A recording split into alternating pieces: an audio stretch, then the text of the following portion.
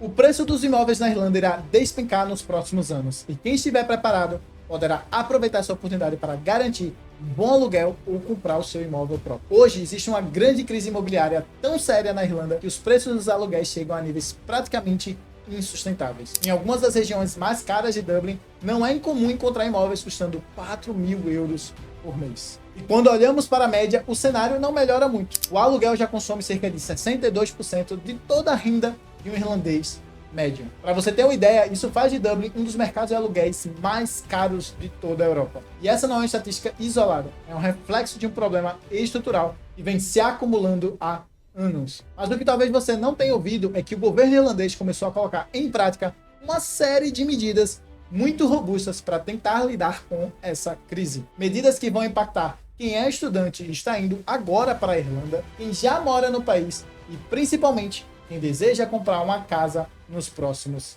anos. Na verdade, se essas políticas forem implementadas exatamente da forma como elas estão sendo anunciadas, existe uma tendência real de que os preços das casas passem por uma queda significativa, criando uma oportunidade gigantesca para quem está planejando comprar o seu primeiro imóvel. E é justamente sobre isso que a gente vai conversar no vídeo de hoje. Mas antes de entrar no que o governo está fazendo agora, eu preciso fazer uma breve revisão rápida do que está acontecendo na Irlanda, porque esse é um problema que não nasceu ontem e que só poderá ser entendido olhando o quadro completo. A Irlanda enfrenta uma crise imobiliária que já dura praticamente 15 anos.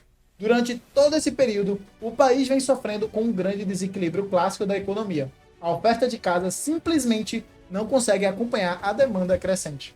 Para relembrar o básico aqui da economia, em economia, o preço de qualquer bem sobe quando a demanda cresce enquanto a oferta se mantém constante ou quando a oferta cai enquanto a demanda se mantém similar. A Irlanda conseguiu combinar os dois cenários ruins ao mesmo tempo.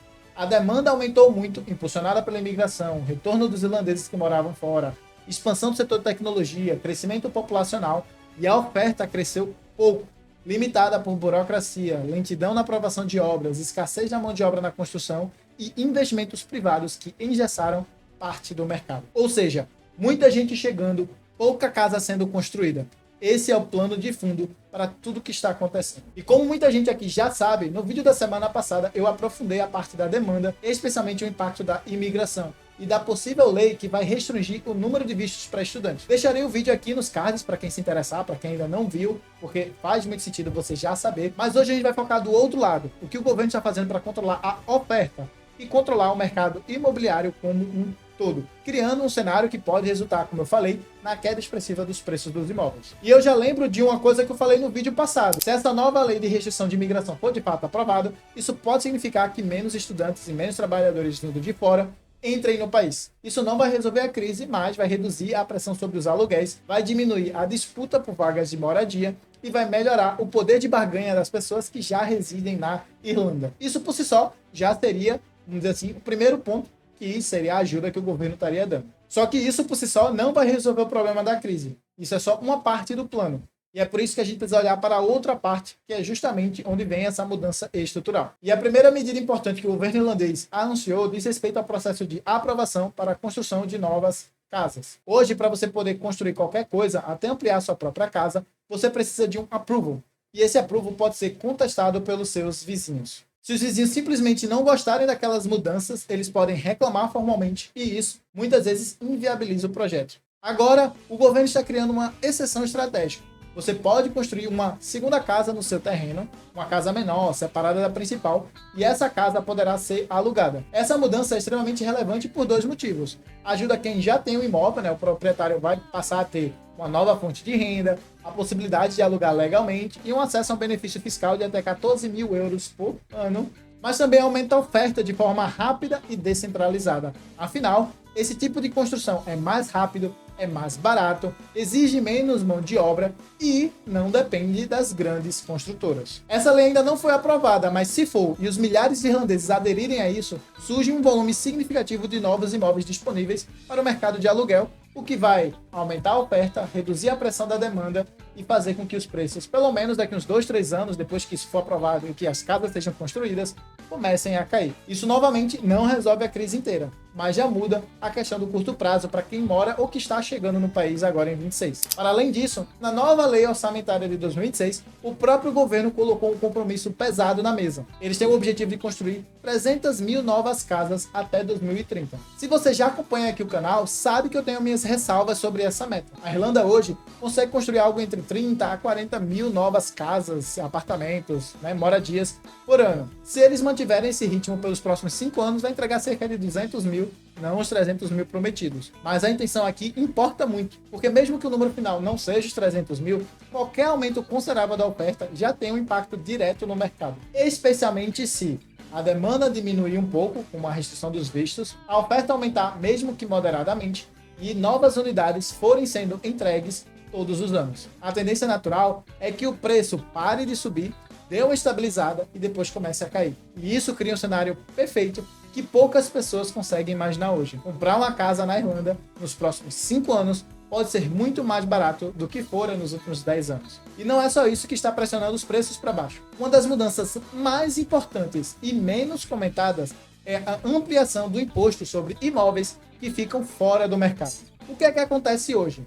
Construtoras e fundos privados, eles compram parte dessas novas casas que são entregues, eles não colocam essas casas no mercado nem para aluguel, nem para a venda, e deixam esses imóveis simplesmente vazios para forçar uma escassez. Por quê? Porque isso fazia com que os imóveis que eles já possuíam valorizarem ainda mais rápido. Era literalmente uma forma legalizada de manipular a oferta. Para combater esse comportamento, o governo então anunciou uma alíquota progressiva, um imposto que foi subindo ao longo dos anos para essas casas que ficaram vazias, chegando hoje a uma alíquota de 7% ao ano sobre o valor do imóvel.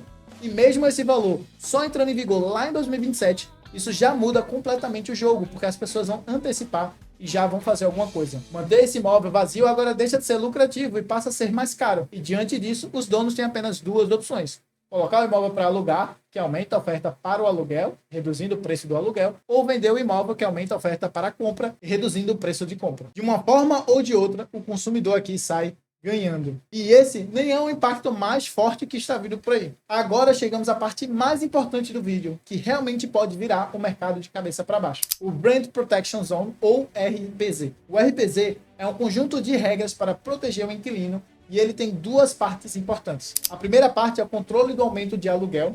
Landlords dentro dessas zonas não poderão aumentar o aluguel acima de um índice específico, que historicamente é relativamente baixo. E aí, para poder driblar isso, o que é que eles faziam? Eles pediam para o inquilino sair, eles reanunciavam o imóvel no mercado e colocavam o aluguel lá em cima novamente. Para evitar que isso aconteça, porque isso acontecia muito, entra a segunda parte, que é o contrato obrigatório de 6 anos. Agora o governo anunciou que a partir de março de 2026, qualquer novo contrato de aluguel terá duração mínima de 6 anos, durante os quais o landlord, se ele possuir 4 casas ou mais, não poderá expulsar o inquilino, e se eles tiverem menos de 4 casas, poderão, em alguns casos extremamente específicos, pedir para o inquilino sair. Mas isso muda completamente a relação de poder aqui. Para o inquilino, segurança total. Você sabe que vai ficar ali por pelo menos mais 6 anos, com aumentos limitados. Para o landlord, é uma restrição enorme. O resultado disso, um número recorde de evictions que estão acontecendo agora em 2025. Os landlords, já entendendo as novas regras e para se protegerem, começaram a fazer o quê?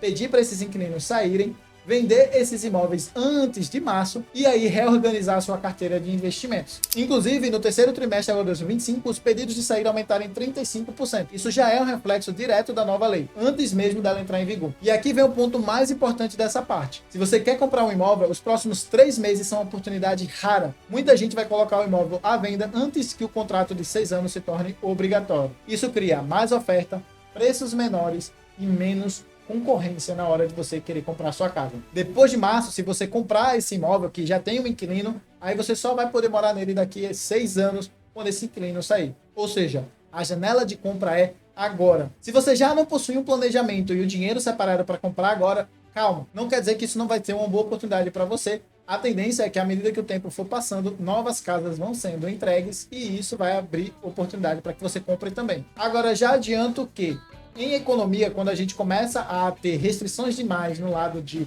oferta, né, de você obrigar os investidores a fazer coisas que eles não querem, como é o caso agora de vender as suas casas, de manter um contrato de 6 anos, de aumentar pouco o aluguel, a tendência é que eles investam menos no longo prazo para a construção de casas e isso faça com que daqui uma década, provavelmente o preço suba, dispare novamente. Então, o que eu imagino que vai acontecer é, até 2027, 28, 29 talvez, o preço vai cair. E depois ele vai subir consideravelmente, porque novas casas não entrarão como elas estão entrando hoje no mercado, porque os investidores não estão com essa demanda. E aí só vai ser a demanda das pessoas que estão querendo comprar imóvel, que é bem menor do que a dos landlords querendo investir para ganhar dinheiro com os aluguéis. Então perceba que se você já mora na Irlanda ou está pretendendo morar, as mudanças que estão acontecendo agora moldarão o mercado imobiliário pelos próximos 10 a 15 anos. Para quem quer comprar uma casa para morar, os próximos 24 a 36 meses podem ser a melhor janela de oportunidades que a gente já teve na Irlanda desde 2010. E é por isso que em breve eu irei postar um vídeo aqui explicando passo a passo para você conseguir se planejar